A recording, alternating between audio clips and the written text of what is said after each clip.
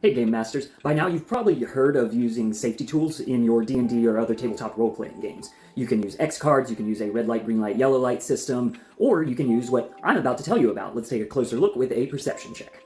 And here we are at our D&D table, complete with players this time. Now, the scenario for today's quest is that we are going to try running Game of Thrones Season 8 our way, not the way that this D&D screwed it up. I think we can do a pretty good job. Now, you could be playing this, I think you would have a good time with the dark fantasy vibes of this, or I will mention that this also exists. But let's get to the safety tools. It's one thing to ask about triggers or lines and veils, but for today, we're gonna pass out these cards and ask everybody for some yucks and some yums. You're gonna shuffle these up when you get it back. Let's go ahead and see what our players write down.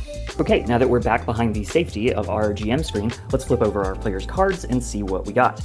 So this person is not okay with incest or sexual assault. That's okay, we can exclude those. And they're fine with fade to black scenes and moral ambiguity. All right, this is some good info. Let's see what's next.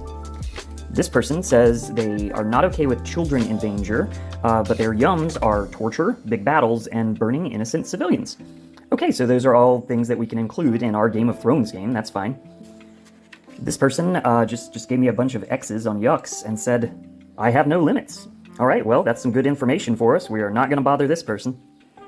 And finally, okay, this person is not okay with killing animals. That's good to know because I'm going to include some direwolves. We'll give them just a little bit of plot armor so they can be in fights but not get killed. Their yums are emotional trauma and incest. Which one of you wrote down that you're into incest? Whatever, doesn't matter. We're not here to judge. We're just here for the game and facilitating it for our players. However, one of our people did write down that their yuck is incest, so these two, we are definitely going to give priority to the person who said yuck on incest. This person's good time does not need to invalidate this person's safe time. And that's today's tip. It's good to know situations to avoid, but by learning your player's yums, you might just find something that both of you are into. But that's just one perception check. If you want a deeper look at this and other TTRPG topics, check out the channel.